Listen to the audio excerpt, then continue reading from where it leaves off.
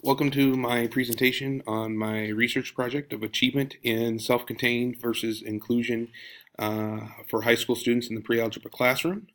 My name is Court Koch. I'm a graduate student at the Morningside College. I'm also a level 2 special education teacher at Dyke New Hartford High School, working with students with intellectual disabilities, behavior disabilities, and other learning disabilities as well. For my study, I really wanted to look at this. With IDEA, students with learning disabilities are protected and given what's called a free and appropriate public education, the key word here being appropriate, and looking at what works for students with disabilities. Parents often have choices, first choice being an inclusion model, which serves students in the general population, or a self-contained setting in which students are served in the special education setting with specially designed instruction. The purpose of my study was to look at sources of achievement closest to the instruction for students with a high validity progress monitoring with instruction that matched. So why did I choose this? Why me? In my practice, this is a reoccurring question. At the high school, we see a lot of students coming up from 8th to 9th grade, and we're asked the question, where do we serve them best, primarily in the core classes of math and language arts. So answering this question and looking at what we do well at the high school setting and what works and what doesn't is important. It also helps us look at available program modifications that help students. So through this project, the aim goal was to help my students and learn more about the two research settings of self-contained and inclusion, particularly in the area of math. To quickly review the literature, most of the literature shows a positive or in favor results of inclusion. For example, Schultz and Stevens, their achievement gaps grew by 0.69 scale points in third grade to more than the standard deviation before leaving middle school in the 8th grade. So watching students actually close their gap when served in the inclusion setting. Same with Judge and Watson, a smaller achievement gap for students that were served in the inclusive setting, 17% to 43%, and closing the gap. In the Young-Mescherhammer study of 2017, there's again a large gap for self-contained students versus a small gap for the inclusive setting, with the numbers being 45.6 to 50.3 in comparison to 45.0 to 50.3 for students in the self-contained setting. In the Hogan-Young study, they again use standardized assessments for higher scores of inclusion. And after looking at this study, I really wondered, could it be that simple?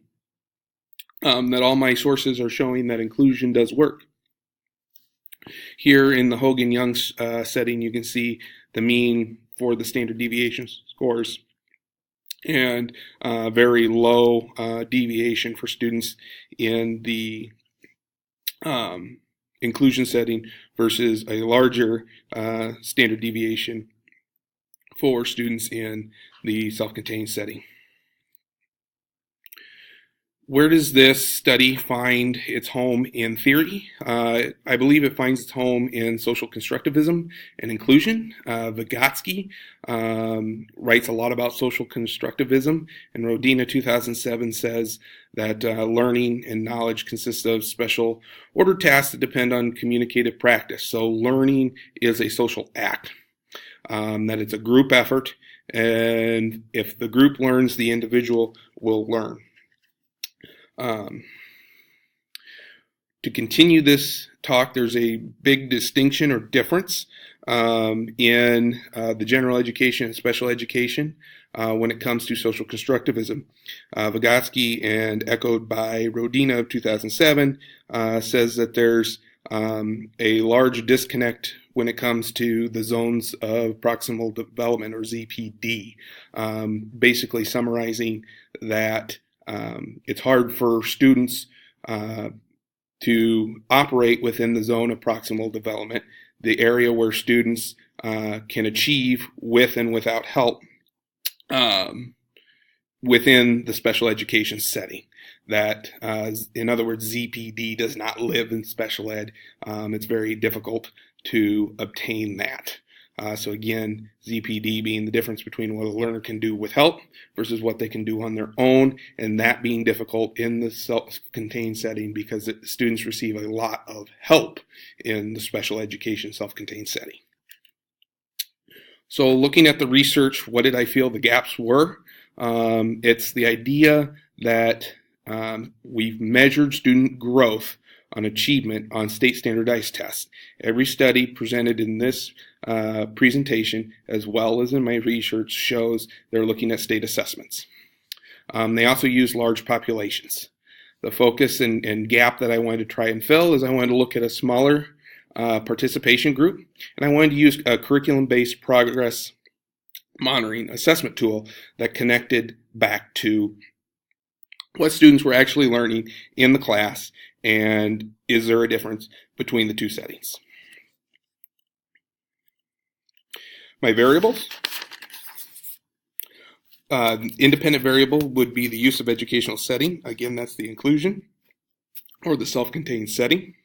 And my dependent variable would be the student academic achievement. For this study, we used the AIMS progress monitoring, and that happened weekly. So the impact that this study would have and ended up indeed having for teachers is it helps us make instructional decisions. What setting is best for individual students' learning?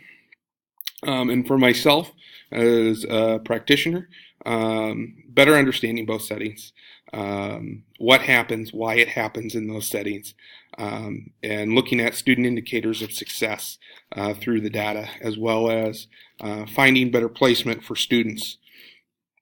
Oftentimes students get placed in one setting, really fail, and it's hard to move them 6 weeks into the course, and we really get locked in. So the better that we can identify settings that work for students, the better educational experience these students will have.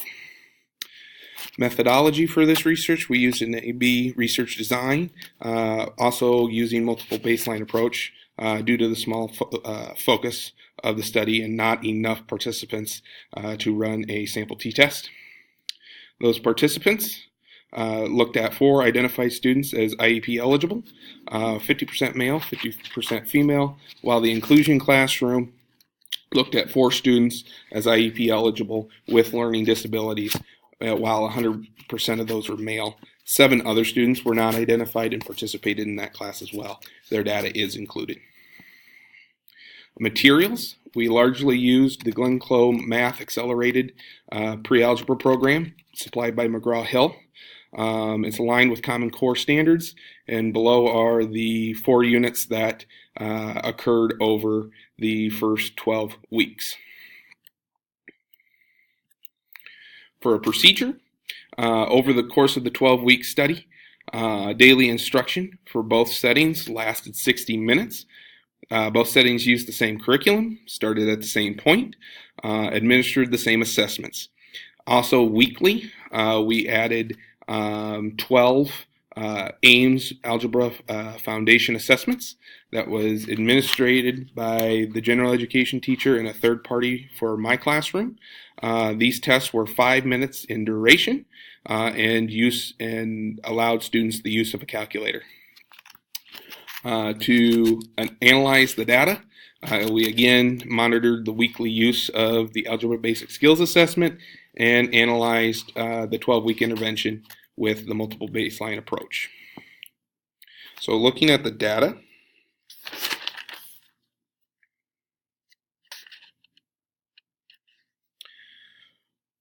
what I feel like we can see from this chart, and again, the darkest line being the self-contained students, with the lightest line being the general education population, meaning no identified disabilities, and the inclusive mean being the students served in the general education inclusive setting with their peers. What I believe we can see from the self-contained class is that they outperformed the inclusive group. So identified peers versus identified peers, all that's changed is the setting. They outperformed them 58% of the time. Also, they in this first week and throughout the study, they closed the gap of achievement faster. If you just cut off the first week and the last week of instruction, they were much more steady and actually did outperform their inclusive and gen ed peers towards the end of the study. So they're closing that gap faster, which is positive. When looking at the direct numbers, both groups did score similarly within 10 mean points of each other.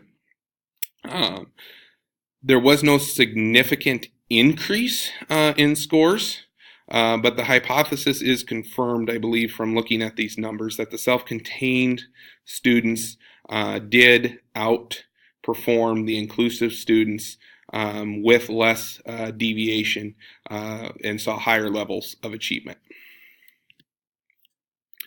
The implications and limitations of this study would be the small sample size and lacking of multiple baseline approaches. Because students were in class and primarily looking at two sections, that led to a very small sample size that could have been fixed, as well as not enough data. The Ames assessment was a great assessment, but by looking at other sources of achievement, whether that be the unit quizzes and unit tests from the McGraw-Hill curriculum, would have provided more data points. Impact on students and teachers. What I believe is the takeaway here is that individuals can thrive in a location when their needs are met. Making that be the focus of our decisions will be impactful for us and the results for our students. Limitations, sample size. Only 8 students were studied, while the additional classes would yield additional research and data. Also, 2 math classes were studied. Looking at a larger sample would again have been more helpful, and lack of multiple baselines of data. I want to thank you for going along with my journey here. Hopefully this has been useful for your study, and you can apply this to your students and your learning. Thank you.